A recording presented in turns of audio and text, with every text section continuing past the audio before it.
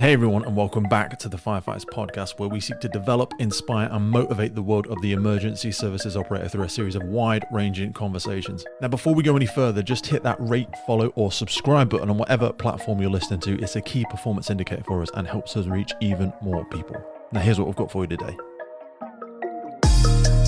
Dude. Hello. How are you, my friend? I am good. You okay? I'm magic. Super duper magic. That's nice. How's your weekend, brother?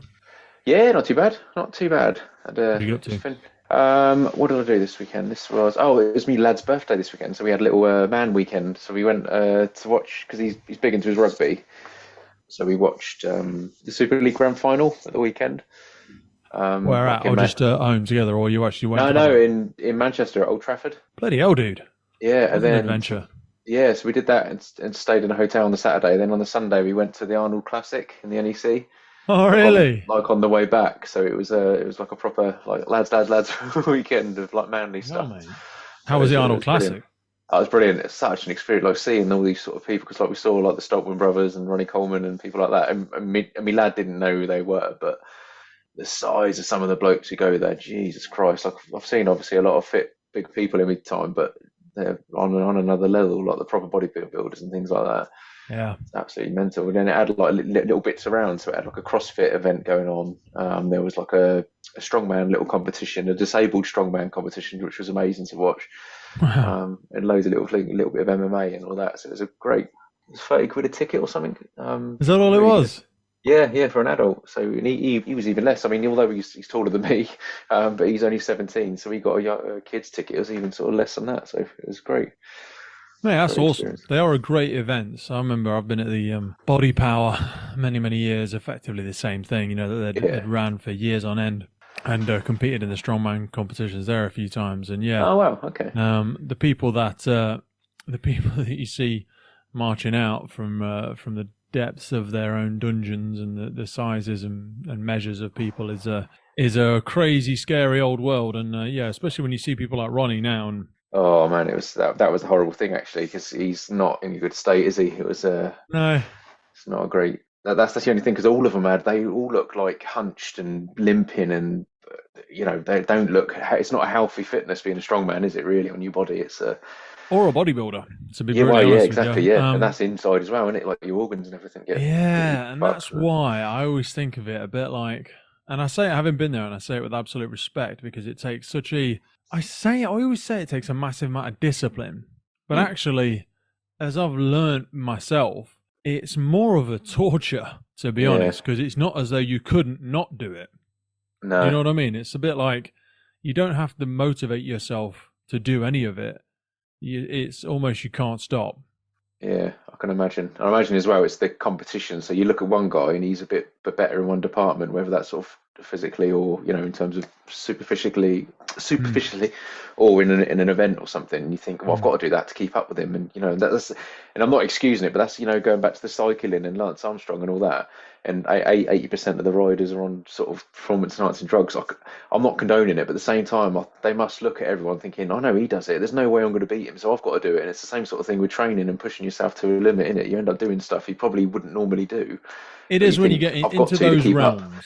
It almost becomes an exchange, and it's not even a knowing exchange when you're doing it, I don't think. It often, unless you've got a colossal amount of money behind you, whereby you really do, you know, able to get your blood work done every month, and you're able to balance everything, and you're doing a lot of stem cell treatment or growth hormone treatment on the joints. But even if you were doing all of that, which I would argue 99% are not, because we just, you know, I don't think massively educated people tend to get attracted to that thing. And I'm not saying everyone in there is stupid. Some people become very educated, and, you know, they're certainly very disciplined individuals. But what people tend to go into those areas are people like myself, when I was doing those sorts of things, people with a massive crack in their mental self-perception.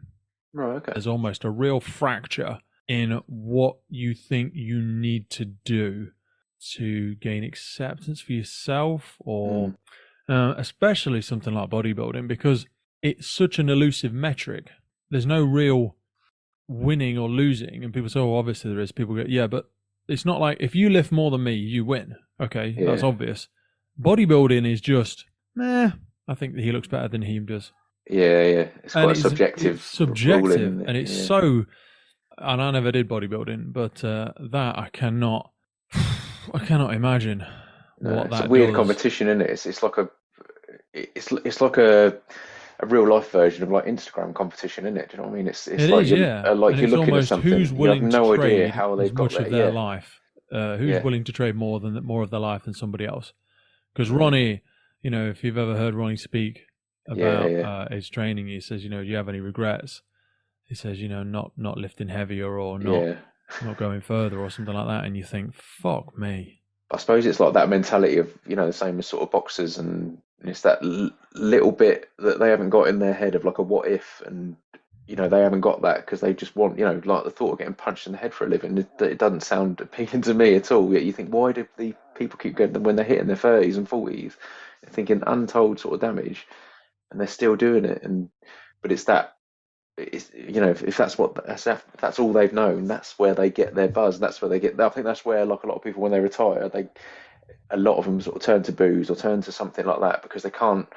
That was their identity. When you take that away, they sort of look at themselves and think, God, what am I then? If I can't sort of be a bodybuilder anymore, if I can't be a boxer, if I can't be a footballer, it's their identity, isn't it? Go on. Yeah, I think you're right when you use that word identity. That's a different one. So I think initially, people, that's where they get their buzz.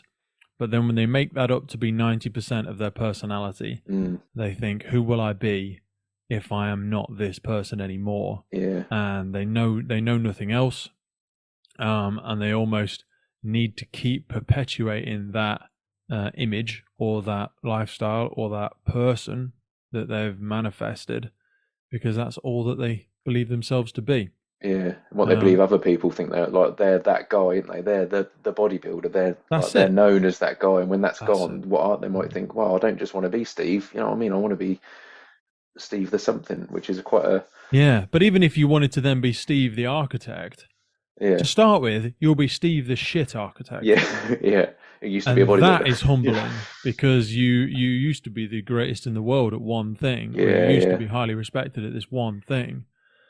I was watching a TV show recently, the Celebrity SAS Who Dares Wins thing, and Dwayne Chambers was on there. Yeah, it's quite sad actually, isn't it? Yeah, very sad, very interesting. Such a tortured man in a similar guise as to the fact that, sprinting and this elite athlete, and he was a fucking god. Jesus Christ, he just looked absolutely incredible. And then he obviously got hit for doping, and just never seemed to recover from it. And I mean, even now, what is he in his mid-40s, late 40s? He's still fighting it, isn't he? And he's still fighting it. He's still just can't bring himself to be shit at something else. Yeah. He still sees himself as needing to recover from that, or needing to make it right, or as he says, himself, his just whole world fell apart because that was who he was. That's who he made himself to be. I thought the saddest thing about that is because at the time when you sort of read things like that in the paper, like when it happens, you think, oh, it's disgusting, sort of ban him for life. And then when you get a bit older, you think he was like in his early 20s. He made a stupid mistake. He admits it. Yet he's got punished the rest of his life for doing something stupid when he was 20, 21. You think, actually, because like the first thing I said to me missus when we watched it was that if I was in charge of British athletics, I'd use him now. I'd make him go around the country and go to sports club, athletics clubs, and say, I made a stupid mistake and fucked up my career, so don't do what I did. But because you could learn from him, because he spoke really well, didn't he? He was, very articulate, great voice. Why don't athletics, instead of sort of kicking them out and banning them from everything? I understand banning them from competition, but you could still sort of use them as like a bee. You could still earn a living, in my eyes, thinking how to teach people of what the routes to go down and be an example of how sort of not to do things in a way when he had the world at his hands and he fucked it all up. But that's such an important sort of life lesson. You forget they're so young when they make these mistakes. They're just kids, really. Babies. The amount of pressure on them. Babies, yeah. Yeah, and at the time you're like, oh, I fucking hate them, God, it's disgusting. You think, oh, when you look back now, you think, oh, actually, I feel sorry for him a bit now. Yeah. We did so much stupid shit. Exactly. I did so much stupid shit. Just no one was really watching. No one cared. Exactly. Yeah. You weren't. It wasn't on a world stage. Today's episode was brought to you by our good friends at Wood Watches. We put so much thought into the people that we partner with on the podcast, and Wood Watches has been with us since the beginning. Now, they have 6 different collections now. In October, they brought out their new Fearless collection. Now, I've been speaking to some people in the past who have got that Wood watch for a specific occasion for something really smart, really classy. But the best thing about the Fearless collection is that it's built to be worn in active surroundings. Now, again, if you're unfamiliar with it, the massive core of all these Wood watches is the upcycling of firefighting materials. And the Fearless collection has got a 100-year-old British brass firefighter helmet melted down and placed inside the crown of the watch. That's exactly the same as they have with all of their collections. But this one also features repurposed black fire hose. I myself went for the Valiant watch. I've had this for a couple of years now. Really nice. I've got it in the red strap. There's a whole range of payment options. Go over and take a look at them. Whether you're thinking of a retirement gift, you got something special to celebrate, or you have just started your emergency services career, go over and check them out. WilliamWatches.com. The best way to support the podcast is to support our sponsors. So please take a click in the notes below. Now back to the show. Right, I wanted to get on to what we were talking about today, because talking about metrics and talking about performance and everything like that, today we're going to be talking a little bit around what gets measured gets done, and this aspect of measuring progress in fitness as a firefighter. So, I mean, it's something I'm not passionate about, it's the wrong word, but it's something I really like to push with the people I work with, like in the service and people outside, whether it's on my program or whatever. It's taken away the focus from the fitness test, because I hate the way that it seems to be, and some brigades are better than others in that making that the focus, and that's all you need, and that should be the focus every year. And you get so many people who train for that test, where for me the test isn't overly relevant to the job, and it doesn't help you in your life, in your home life, being overall fit and healthy, which is obviously the long-term goal. So it's trying to move that focus off the fitness test, but using the job still as a way to measure your progress, because there's a million ways of doing it. And it's about building a bigger picture really, that's going to reflect so much more in your everyday life, which is going to make you sort of live longer, live happier, being able to squat down and have a poo when you're 18 and stupid sort of stuff like that, which is so important. It's not stupid. It's something that's very much in the forefront of my mind at the minute. Obviously, I'm currently recovering from teletendon surgery. So the idea of squatting down ass to grass at the minute is just absolute god. That's just like, oh man, I can't imagine how much longer my right hamstring is than my freaking left hamstring at the minute, mate. Honestly, it's like, oh. It looks so awkward, like the way it's bandaged up all straight as well. That looks. Yeah. So it's in a splint currently, and I'm about a week and a half post surgery. It's come screaming into the forefront of my mind now, this aspect of longevity, and thinking, okay, whilst this was a freak accident, the way in which I've injured it, and I'm sure it'll come to light how I injured it in the fullness of time, but it's really made me think even more about what do I need to adjust? What do I need? Because whilst it was a freak accident, there'll also be some contributing factors. And these metrics that we talk about and things that I'd focused on in the past were not necessarily things that achieving them would necessarily equal a fulfilling and long life. These were built around, strength disciplines and things that are just like residue from an old life, whereas I'm very much moving into more of a mindset of more functional fitness, because my body has been functionally strong for a couple of years now, but I realize now I want to take it down even more. I want to trim a few more kilos off the physique and rebuild the weapon into something that's a real fucking sharp blade. I mean, we mentioned it a little bit earlier actually, but a really obvious side of that is any high impact or high, I don't mean also impact on the body, but impact in terms of like sort of gym impact as well. Things like sort of strongman and rugby players and anything like that, any sort of that discipline. It's very, very rare to see a retired member of that community who walks up really straight and looks really fit and healthy, when they've retired. And so it goes to show that you might train your ass off for a particular reason. You might be the fit for that particular task or that particular job than anyone else in the whole world, but the beating on your body takes such a toll, and it always comes to bite you on the ass when you're in your 40s and your 50s. It will come back and get you, which is why the focus, unless that's your job and that's your interest, then I'm not saying to not do that, obviously, but the focus should be on a more like a fuller picture of fitness, really, overall sort of body, and focusing a lot on movement and movement patterns and things like that, rather than just trying to sort of lift as heavy as possible and getting obsessed with the weights, and as in like scales, and trying to beat your best time, best sort of distance. Obviously, if that's a hobby, then great, but it can override your overall health and fitness at that point. I mean, if there's a few examples of, for even, sort of losing a bodybuilder, for example, you could be a world-class sort of bodybuilder. We mentioned sort of Ronnie Coleman before, and he was a copper, wasn't he, a policeman? Yeah. And I can't believe that was an effective body for being a policeman. Because I'm sure if, run. Exactly. As long as you didn't get within arm's reach, because obviously he could probably crush you with one hand. But as soon as you got out of meter range, I can't imagine him sort of sprinting down the street and chasing a 16-year-old who's nicked a packet of crisps. I mean, it'd be terrible. And even with the firefighters, to be honest, I've always said, even though, we're up to whatever it is, 4 or 5 gold medals with the firefight challenge stuff, the best firefighters physically, I think, are around that sort of 11 to 13 stone mark. Yeah. You know what I mean? There shouldn't be anybody up around my weight, my size, performing at that sort of level. I think for people to be able to be sustainable in the job for far longer, and this is again something I'm becoming far more focused on, is I need to, focus more on those metrics of range of movement, around my body's ability to move itself, around more calisthenics, and really, involve myself in more things like swimming and running and maybe a little bit of wrestling and stuff like that, again, just to get that more holistic feel to fitness. Yeah, and comparison sort of comes in there as well, because it's really hard to do. It's easy to say all this, but it's so hard. Generally, I mean, again, I'm sort of a generaliser here, but it affects all ages. But it affects a lot of younger people, men and women.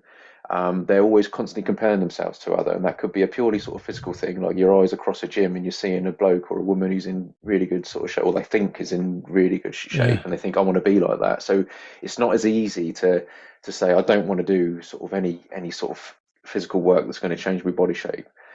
But it's understanding how that person, like the grass is always greener, it's the famous sort of saying that you might see someone who's in great shape, but you have no idea what is happening to their body. Sort of using a woman, for example, gets into great shape, or what is deemed as a great shape becomes a size sort of a zero, or the stupid things that they do sort of nowadays, and they look sort of ripped, but they haven't eaten a carb for 4 days, like they've lost their periods, they got periods have stopped, no energy, they're not sleeping.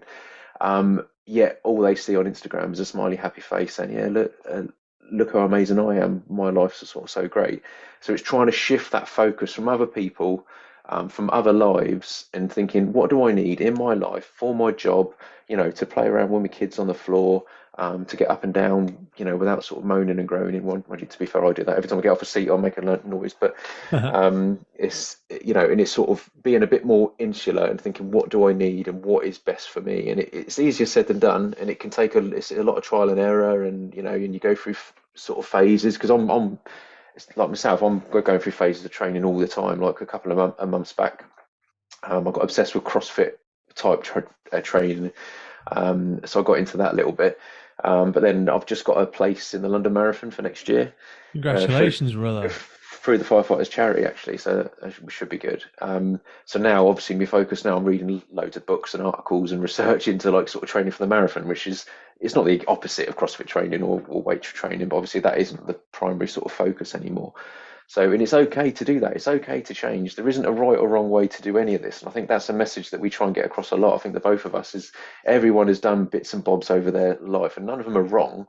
But it's just trying to find that happy medium of doing something that you enjoy, doing something that's a challenge, but is equally, you don't want to be doing yourself a detriment, especially in this job, because it's so varied, and the amount of like energy systems that we use, and the stress on the body on the job alone.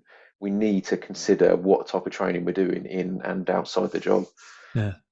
So talk to me briefly about the marathon stuff. We've just had Mike McNabb and Ian.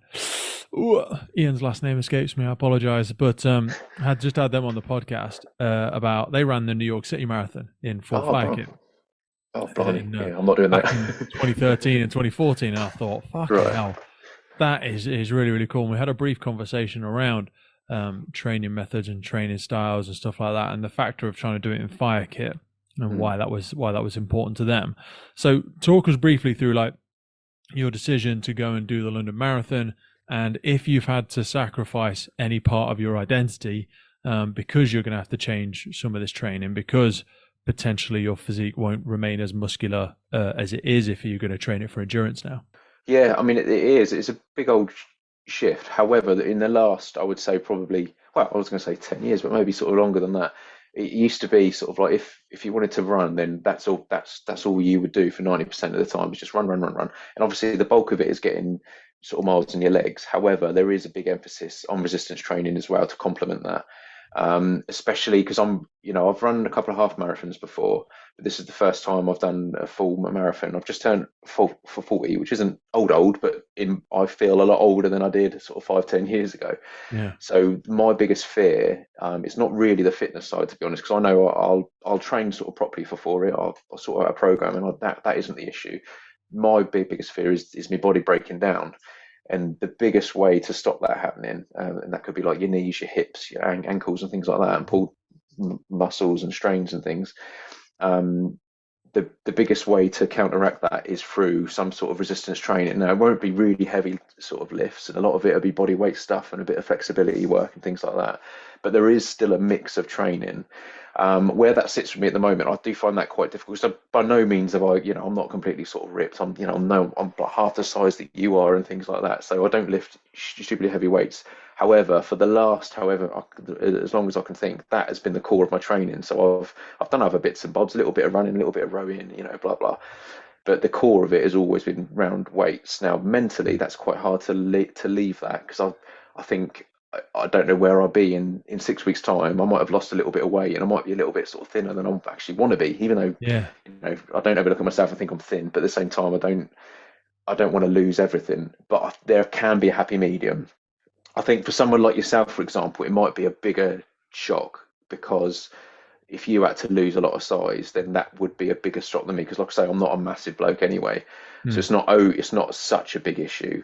But mine will be a mental thing, because I'll do a program. I think it's a common thing for a lot of people. I'll do a program for 6-8 weeks, and then my mind starts to wander, and I start to think, I should be doing that. I haven't done that for a while. Then I start to add another couple of exercises on, then a couple more, then a couple more. Then a couple of weeks have gone by, and it's not the original program that I originally sort of started. Yeah. And that's where I think I'm going to have to try and be as strict as possible, because obviously, if you've got a target of trying to sort of lift 2 times your body weight in a deadlift, for example, that's a fixed number that you can aim towards, and you keep going and going and going, and you'll try the weight, and if you can't sort of lift it, then you drop it. Then it's a bit annoying, but you go again tomorrow. When I'm in the middle of the marathon, that's not really an option. Obviously, I could stop, but I don't. My target is to get round in as fast as possible without killing myself. But like I say, the main responsibility is to get round. So I need to find a way to completely flip my focus into, that's the difficult one. Yeah, into not trying to do it as hard and as fast as possible. It's to complete it and put in sort of things in my head and coping sort of strategies, because I know it's going to be horrific in a way, but the feeling of crossing over the finish line obviously will be the complete opposite, and probably end up sort of bawling my eyes out. But that's because it is a massive challenge, and so it is, mate. It's colossal. Yeah. At my age, and I keep saying at my age, I'm not old, but I do think it changes. I think you can get away with a lot more when you're in your 20s than you can when you're in your 40s, and you can sort of blag a little bit and think, I'll just sort of muddle through. Where I don't think once you reach, you've got more reserves, I think, to just bite into if you need them. Whereas the reserves, when you get into your 40s and stuff like that, are costly reserves, because it's actually like, oh, my knee is actually starting to fuck up now, or my hip is starting to grind itself out, or my back is really, really tightening up, and I can't just, or I feel as though I can't just grit it out. Whereas your bodies are much more pliable and forgiving when we're younger. Yeah, definitely. But then on the flip side, you've got the reserves, you've got the mental reserves, which is which is a positive, obviously, when you're older, because you've had a lot more experiences, whether that's through work, training, like things in your personal life. I think mentally you've generally got more sort of grit, but it's just whether your body can keep up and doesn't sort of let you down by going, hang on, no, I can't actually do that anymore. I've got plenty of time to train, and that's the biggest thing as well. And whenever, because I've trained a few people for different events, whether it's the Firefighter Games or just sort of running events or other things, and it's just giving yourself plenty of time. So I've got, most training things for the marathon are 12 or 16 weeks, and I've obviously got sort of double that nearly. And I am going to start now in this really sort of slow way and sort of really prepare my body sort of properly, slow and steady, improving. What I don't want to do is like a crash course in 8 weeks, because that's when injuries happen, and that's the same with any sport. Like you want to give yourself a massive sort of run up, and it gives you a bit of leeway. So if you've got a holiday, or if you do have a little injury halfway through your training, if you've given yourself that bit of a buffer, then you've still got plenty of weeks. So it's trying to be as confident and progressive as possible, but start really slow and don't sort of rush anything. Love it. Absolutely love it, brother. So just to recap on those metrics of success and how we should be looking at measuring our progress, what's the one or two takeaways in terms of how we should be thinking about it? Yeah, I think there's a few things, and again, I've got a few that I use, but there isn't, it's not an exhaustive sort of list. But I'm not a big fan of the scales in general, because a lot of people go straight to numbers, and whether that's the weight you lift or scales and things like that, and times and distances.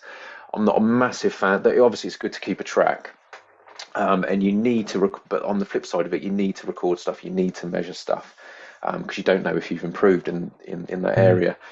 So there's a few things that I used to do. For example, I haven't got it actually on, since I moved sort of stations, but I used, on the inside of me locker, I had all the distances written down in rowing and running and things like that I'd dip in and out of. So I wasn't particularly sort of training for them. It was for my own improvement, really. So things like my 5k time, 10k time in rowing and running, etc. And if you're more into your weights, and you could have certain sort of body, like your core sort of lifts, like your deadlift, squats and things, and then you just put a wang in your best time, and then you do it again in a few weeks later, and you see if you're getting better or worse, and is there a reason for that.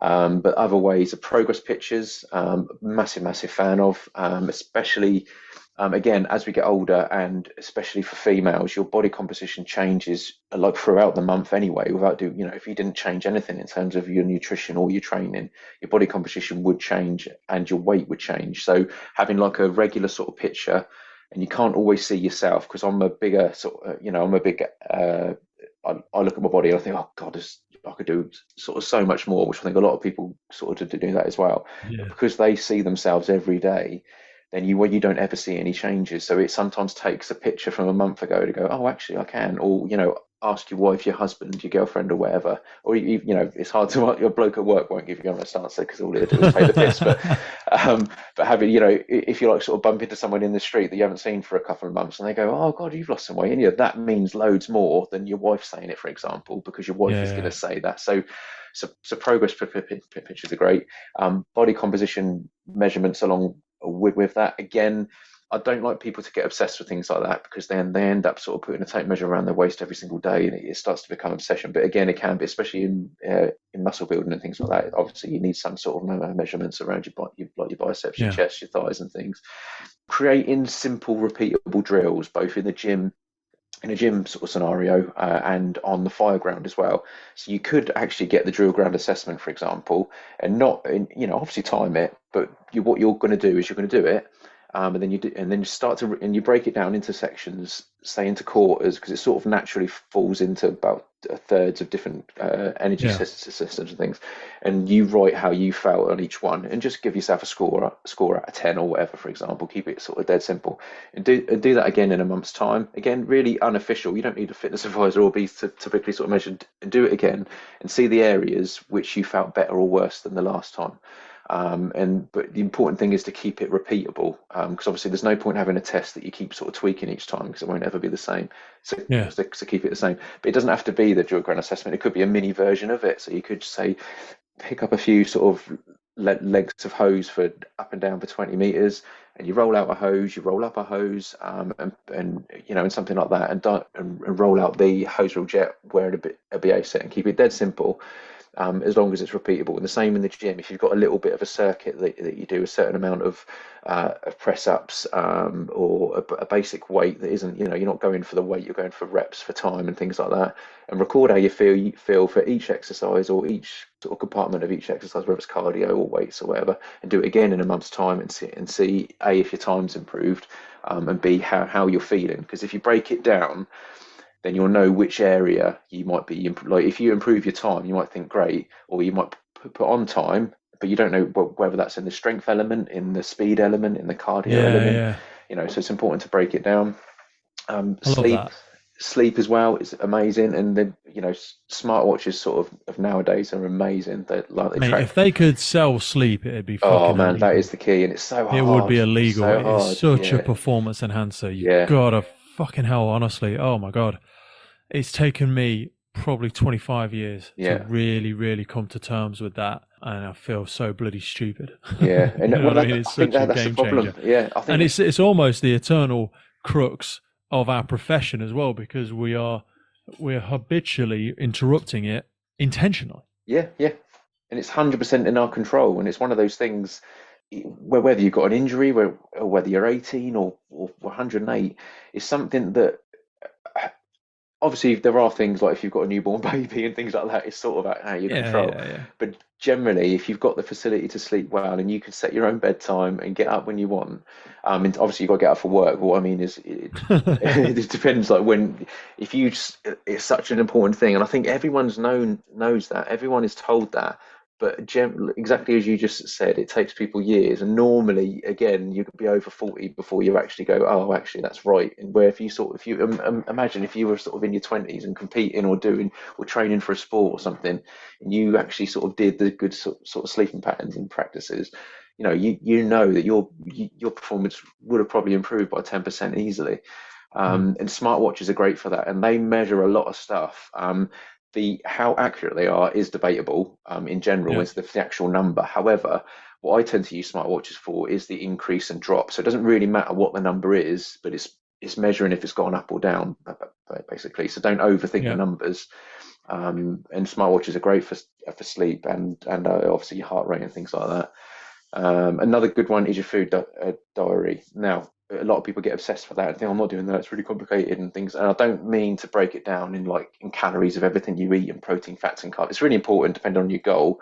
But if that's too sort of daunting, just look at it a dead sort of basic way and make a diary of what you've eaten for the last sort of week. Make sure you do it every day though, because everyone forgets. And all you're doing is you're counting, for example, like your portions of fruit and veg, how many sort of glasses of water, how many sort of takeaways you've had, how many beers you've had, and things like that. And then see if you think, and be honest with yourself. And if you've eaten sort of one apple and had and you've drunk four nights a week, not saying to go cold turkey, just saying, well, I'll tell you what, I'm going to drink for 2 nights for this week, and I'm going to make sure that I eat some fruit 3 times on this week as well. Yeah. And just give yourself small targets and slowly increase it. Don't think you've got to become a crazy sort of calorie counting sort of vegan, only eating hemp sandwiches every day, and and not ever drinking or having takeaways and chocolate. It's about breaking it in small, achievable goals, which sounds a bit sort of cheesy, but that's all it is. So there's just a few No, it ways, does, but mate. Yeah. but there's loads of ways really. It's just trying to look beyond numbers is the biggest thing, I suppose. Love that. Because like you say, they're the big pieces of the puzzle rather than focusing on the minutiae. I always say people major in minor things.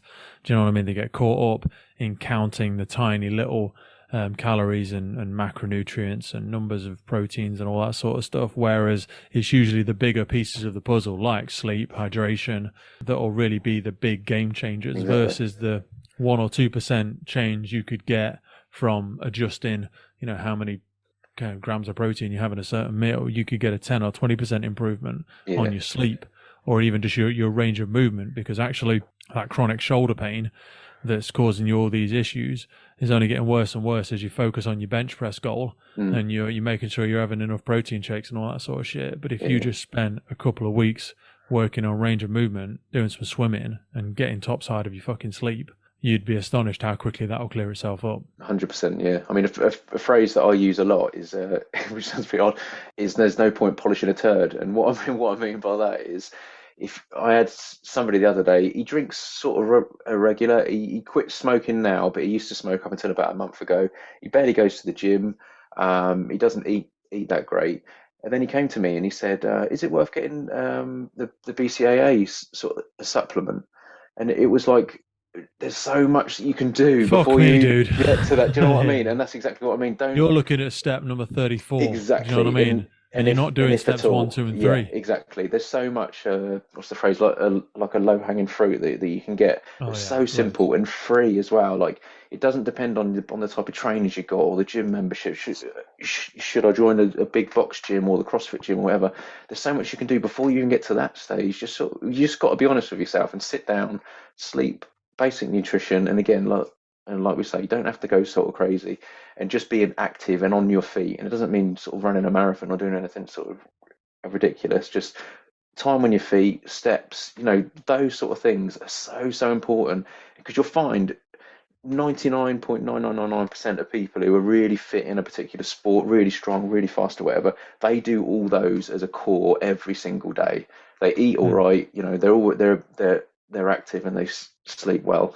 That's the bare minimum. So if you're not at that stage yet, then don't overthink everything else. Do you know what I mean? It's all about a pyramid of trying to sort of build up the basics. And there's probably 100 things. There's probably not 100, but let's say there's 100 things that you could do.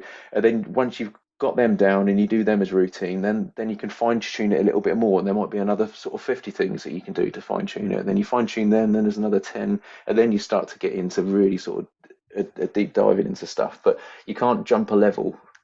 It doesn't work like that. I think mastering the basics will get you to the end of the career. Definitely. You haven't even got to worry about the rest of the stuff, to be honest with you. I think you just need to master the basics and have a fixed, structured, repeatable pattern for you to be able to do that, and have enough self-awareness as to when you start wandering off the path. And that's reflected in the job itself. So even away from the fitness side, the amount of probationers that come in and get obsessed with the ins and outs of everything, you think just focus on BA, RTC, and get to used to like the core of the job and nail that down, and then slowly sort of build. Don't overcomplicate. Just be a really good firefighter to start with. Just be a really good fucking firefighter. All the stuff that doesn't even feel like it's part of the job. Get really good at tidying up the watchroom. Get really good at mopping out the bays. Get really good at doing the station admin, doing all the station tests. Get really good at the scrub. Do you know what I mean? Get really good 100%. At being aware of setting up for drills and stuff like that. Don't be the one that fucks all that up, but can be the person that tells you what pressure the cutters are at. No one gives a flying fuck. You're a shit firefighter. Be better at everything else that makes 100%. You part of this team, and then you can impress us with all your fucking technical knowledge. Yeah, exactly. Yeah. Mark, thank you so much for this morning, mate. Always love our catch-ups. Really looking forward in a month's time to be able to tell you how I'm getting on with the knee, and also to hear how you're getting on with those first few runs, getting those miles in the legs, see how everything's going, and let's continue this journey, brother. I'm really excited to see what we're going to get into next time. Yeah, stop. Cheers, mate. Thanks a lot. Beautiful, man. Send my love to the family. I'll see you soon. You too. Take care. The Firefighters Podcast is a global podcast seeking to develop, inspire, and motivate the world of the emergency services operators. Through a series of wide-ranging conversations celebrating those within our sector, we seek to encourage and support this incredible group of people. It's brought to you by myself, operational firefighter Pete Wakefield, and I speak with individuals from all walks of life who I sincerely believe can add value to or develop those who have chosen this life path. Please support your emergency services wherever you are in the world, and thank you for listening.